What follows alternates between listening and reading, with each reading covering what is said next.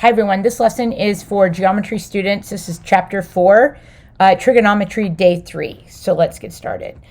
First thing we're going to do is we're going to have a little warm up of geometric means, in that we're trying to find the mean between two numbers. Now this is not the average, this is the geometric mean, which basically means that we're comparing a base is to height as height is to base.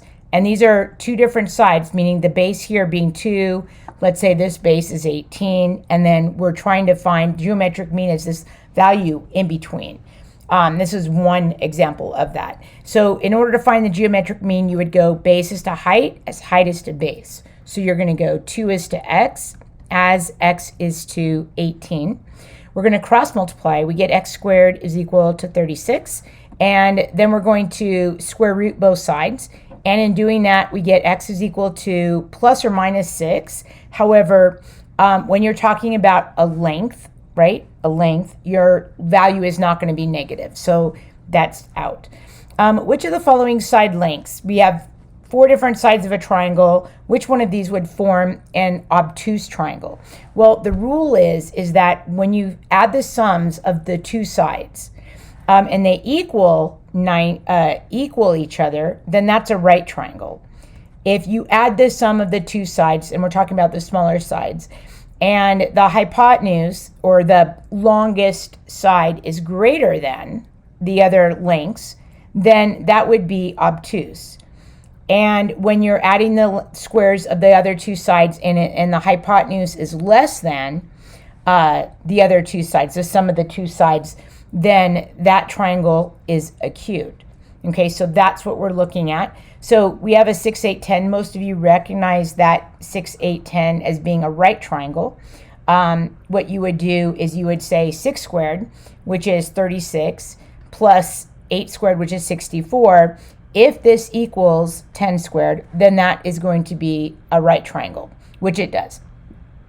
So this is a right triangle here. So let's try 4, 5, 7 and see what happens with that. So if we have 4 squared,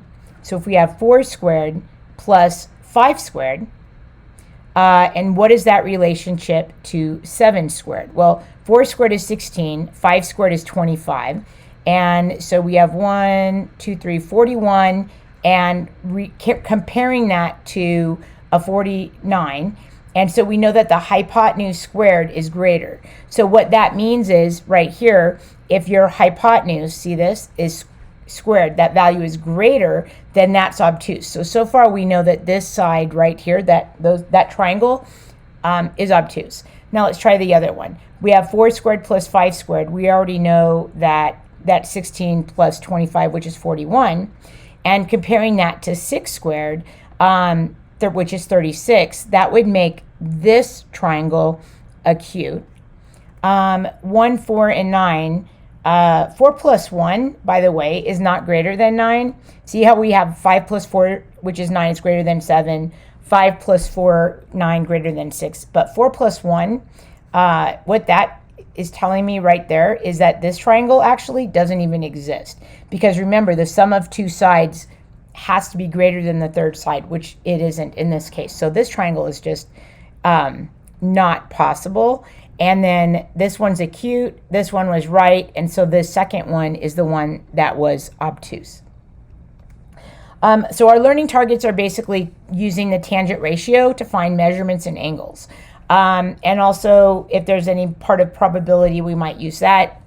Not sure we're going to get to that today. So we have a student, Tammy. She decided to take some measurements to figure out the height of the torch of a statue. There she is right there. She found a spot directly under the torch. So here she is here, and then measured 42 feet away. So this would be 42 feet here. It says she wanted to determined that the angle of elevation was 82 degrees. So that's this value here. But her eyes are 5 feet above. So this would be a 5 foot that she would add. See this length right here, this here, that's 5 foot that we would add to this. So basically, it says that she would get nosebleeds if she's more than 300 feet above the ground. So whatever we get for X, we've got to make sure that we add 5 at the end, and then we're going to justify our conclusion. So we are going to use tangent because what we have is an angle we're trying to find the side here that's opposite, and we have this side here that's adjacent. And so we're going to use tangent. So we're going to say tangent of 82 degrees is equal to the opposite side over the adjacent side here. We're going to cross multiply. So I get x is equal to 42 times tangent of 82. And so on your calculators, make sure that you find tangent of 82 first. And you got to make sure that you are in degrees. So find tangent of 82 and then multiply by 42. And I get 298. So x is approximately, we're going to round up because it doesn't tell us where to round, I don't think. But we're going to round up. So this is going to be 298.85. So 298.85. So that's x, which is this value here. So this value being 298.85. Now, it says that she gets nosebleeds, though, when she's more than 300 feet above the ground. So if we add 298 feet or 99 feet plus her 5 feet, right, that's going to be over the 300 feet. So, so this, I wouldn't recommend this climbing the Statue of Liberty to her. Because now we're at 303 feet, and that's over her limit. So we're going to do a little bit of review on quadratics, something that you learned in Algebra 1, but we are reviewing this because you are using this in this chapter. All right, so we're just talking about quadratic equation. If we were going to solve the quadratic equation by factoring, a couple of things. You want to know what this looks like, right? So if I were to set x equal to 0, these would be gone, and I would have y is equal to negative 10. So far my graph is down here. And because this is a quadratic, what it means is my parabola is going to be either going up like this or down like that.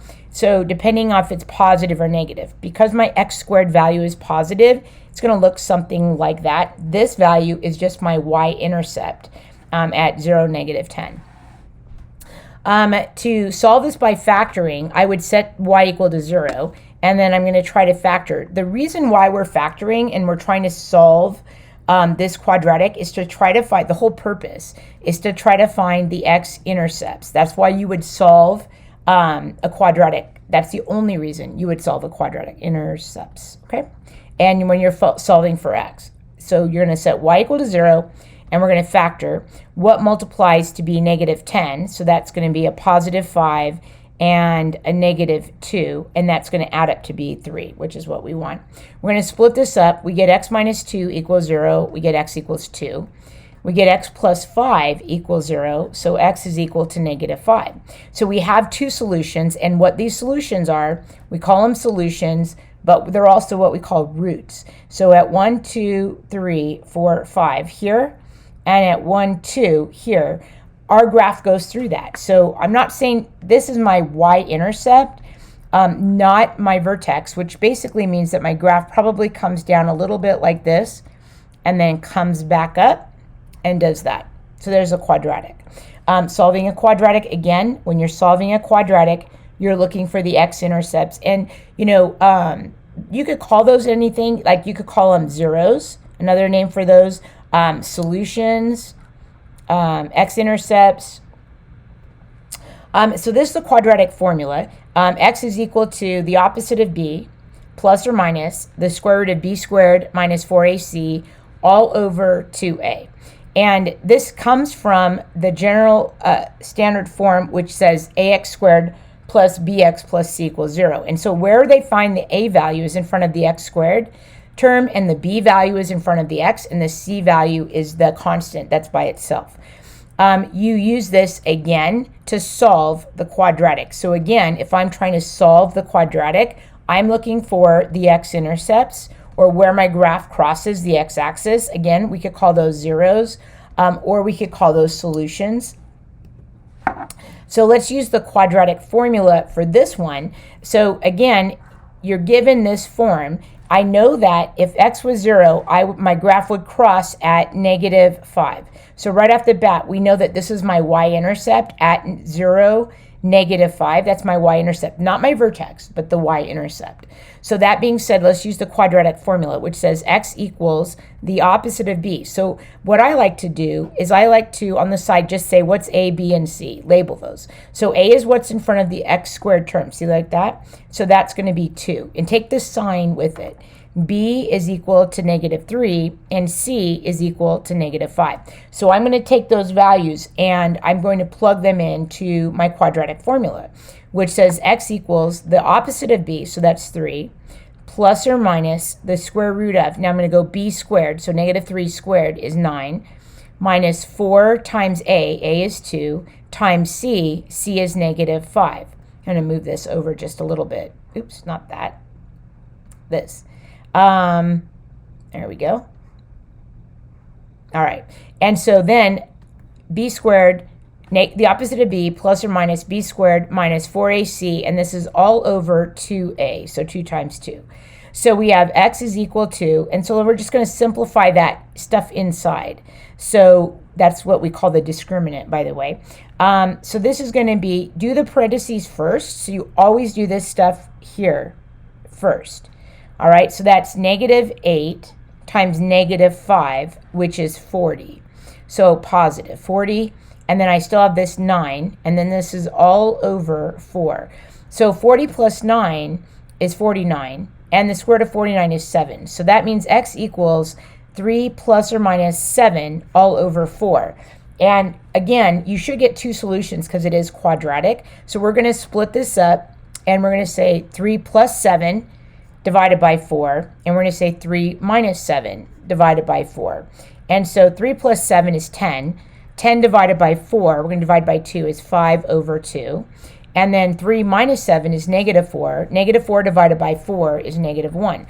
So my solutions are negative 1 and 5 halves. Okay, so putting my solutions on my graph at negative 1, my graph is crossing at negative 1. It's also crossing at 5 halves, which is 2.5. So we'll see that's here. So it looks like my graph is going to look like this, come down and then come back up. And then next year in Algebra 2 and whatnot, other classes, you're also going to find a lot more information about the quadratics, but that's how you use the quadratic formula, and also a quick review on factoring. So coming back to tangent, the tangent mode, we want to find x and we want to find y. But because tangent only uses opposite and adjacent, we're going to have to, once we find x, we're going to have to use Pythagorean theorem to find y. So we're going to say, use our formula, which says tangent of theta is equal to the opposite side over the adjacent side. So we're going to say tangent of theta, and theta, this value right here, that's my angle, okay? And so we put in 67 degrees is equal to the opposite side over the adjacent side. So I'm going to cross multiply. I'm going to go 1 times x, which is x, is equal to 35 times tangent of 67 degrees. And so I'm going to go tangent of 67 on my calculator. Tangent of 67 equals, and then I'm going to multiply that number by 35, and I get 82.5. So x is approximately, and we use the approximately, like these little wavy equal signs, because we've rounded off tangent. And so when you round something off, now you're doing approximate value. So we're going to say 82.5.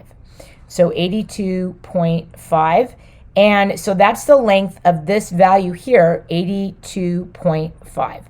And that should make sense to you as well, because if this is a triangle and it's a right triangle, and let's see, 90 minus 67 gives us 23. So what that means, what I just did is I just found this angle up here. Because the smaller side, which is 35, is opposite the smaller angle.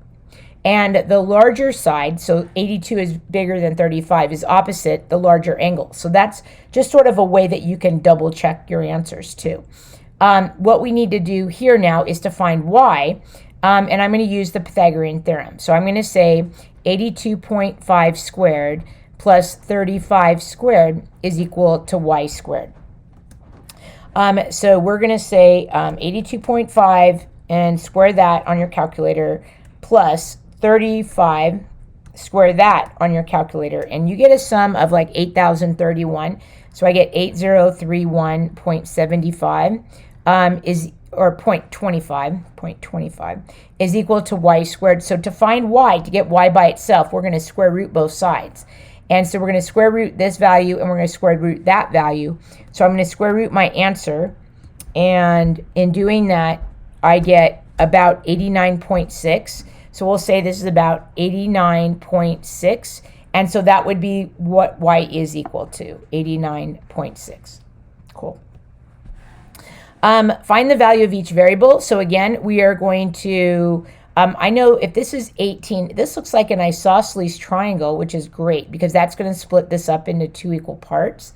I know it's isosceles because both of these are x. 2 sides are equal. Because it's isosceles, this altitude here is going to cut that into 2 equal parts, which makes those both 9. So I can find y by using tangent. And therefore, so you can put yourself here, or note, you can put yourself up here. And the reason why this side up here, this angle, putting yourself at this angle, which is 50 degrees, is better, is that when you're finding y, well, actually, that one's, we could do it either way. Let me show you both ways. If you're standing here at the 40 degrees and you want to find y, you can say tangent of 40 degrees is equal to the opposite side, which is y, over the adjacent side, which is 9. Okay. The other option that you have is to put yourself up here. And if you put yourself up here, and you can also say tangent of 50 degrees is equal to the opposite side, which is 9, over the adjacent side, which is y. And actually, this way, if you put yourself at the 50-degree mark, that's actually going to give you one additional step. Whereas if I put myself here at the 40-degree line, I'm one less step. So if I were to cross multiply, I'm going to go 1 times y, which is y, and then 9 times tangent of 40 degrees. Okay, so we're going to go tangent of 40 degrees equals, and I'm going to take that value, which is about 0.8391, and I'm multiplying that by 9, so times 9, and I get 7.6. So y is approximately 7.6 if I'm rounding to the nearest tenth. All right, so that's y. And like I said, if you did it this way too, where you said y times tangent of 50 degrees equals 9, and I divided by tangent of 50, so I go 9 divided by parentheses. You have to use parentheses. Tangent of 50 degrees, you're also going to get about 7.6. So you choose, whichever way makes more sense to you, and then that's the way you should do it. What we have here now is we have y, which is about 7.6, and we have this base, which is 9. So in order to find x, unless we were to use sine or cosine, which we're not going to actually do until January, we are going to use the Pythagorean theorem to solve for x. So you're going to go 9 squared plus 7.6 quantity squared is equal to x squared. So we're going to go 9 squared, which is 81, plus 7.6. And when I say quantity squared, we're squaring that whole thing. So 7.6 squared, that equals about 138. So I get 138.76. You guys should check your answers on that. And then to get x by itself, I'm going to square root both sides. So I'm going to square root the answer, which is 138.76. And I get about 11.78. So x is about 11.78. So we'll just say 11.8 if I'm rounding to the nearest tenth. And so now we found x and we found y. For these two problems, though, we are not, we're trying to find the value of the variable. And in this case, the variable happens to be an angle. And so for this problem here, in order to find this, and I'm using tangent, because remember, tangent of theta is equal to the opposite side over the adjacent side. And if you're here, remember, this is my rise, this is my run, right? Which is my opposite side over my adjacent side. So you can say tangent of the angle, I'm just going to call it theta. I know it says y, I'm just going to call it theta, is equal to the opposite side, which is 5.9, over the adjacent side, which is 3.2. Adjacent meaning next to the angle, right? And in order to get theta, or the angle, to solve for that angle, we're going to go theta is equal to arctangent of this value, 5.9 divided by 3.2. The act of actually moving this tangent to the other side, that's your arc. And I'm saying arctangent like this, even though I'm just writing the 3 letters, and these 3 letters with the -1, that's like that is the inverse of tangent. But you don't say inverse tangent, you say arctangent, and arctangent means inverse. All right, so we're going to go theta is equal to, and you're going to go arctangent, so that's the second button on your calculator, which in the previous videos we've actually done this on our calculator. I've shown you how to do that, so you should be good with that. Arctangent of 5.9 divided by 3.2, and I end up getting 61.5 degrees. So 61.5 degrees. So that's what theta is. Theta being my angle, and that's what this angle is here, 61 degrees. And so also just note to, if you were asked to solve this angle also, right, all you would do is subtract 61.5 from 90, and you get 28.5. Uh-oh, something just happened. I don't know what just happened.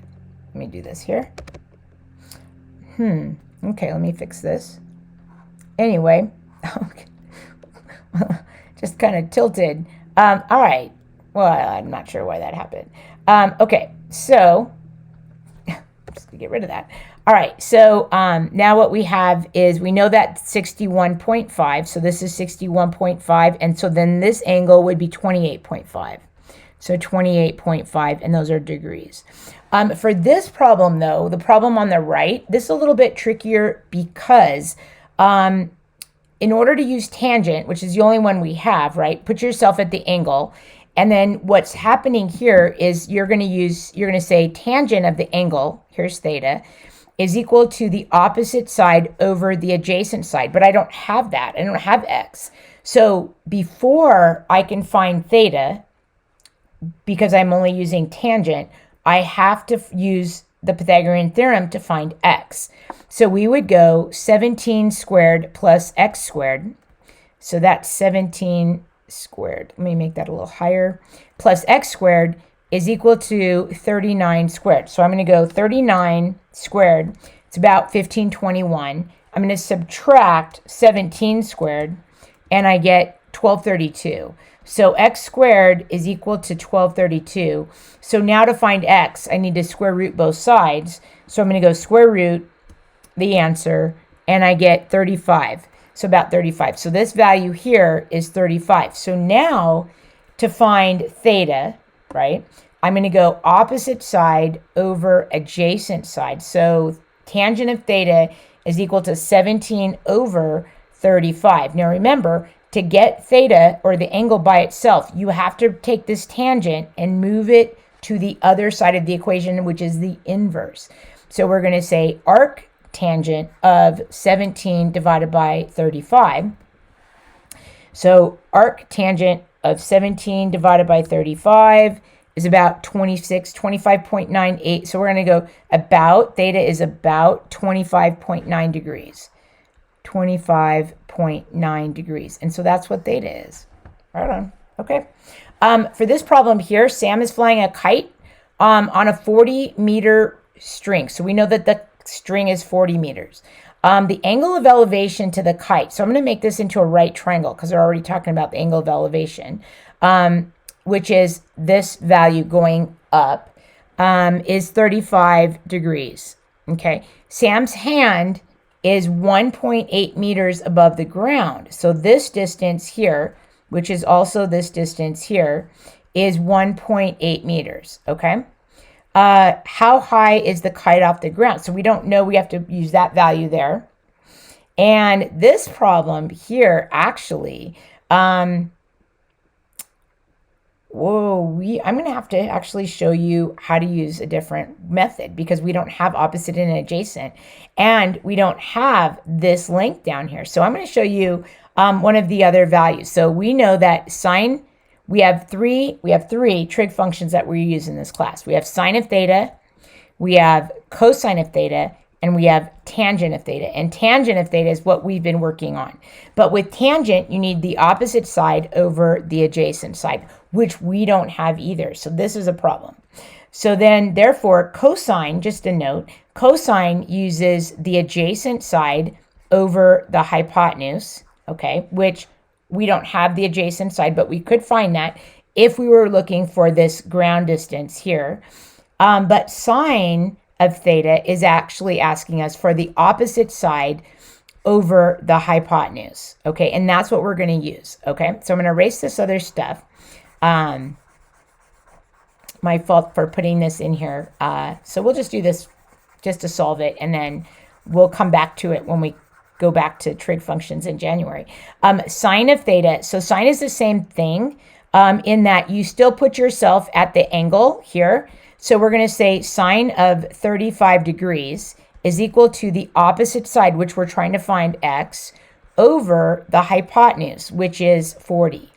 And so we're going to cross multiply sine. We use sine the same way as we do tangent. So sine of 35 is actually equal to 0.5736. So this is 0.5736. And you're going to take that because we're going to cross multiply, right? We're going to multiply that by 40, and we're going to set that equal to x. So x equals that value times 40, which is 22.9. So about 22.9 feet. Are we in meters? No, we're in meters. So this is x. So about 22.9 meters, and this is meters. So how high is the kite off the ground? Well, with the hand holding the kite up 1.8 meters, we're going to take 22.9 and add 1.8, and I get 24.7 meters. Okay, and so that's a little sneak peek at sine for next year. All right, here we go. We're at a ramp. There's a ramp. This is what a ramp looks like. We're at a loading dock, and loading dock says we make a 13-degree angle with the ground. Okay, so this is what we're looking at right here, you guys. So this is 13 degrees in here. If the distance up the ramp is 25, here we are, how high is the loading dock to the nearest tenth?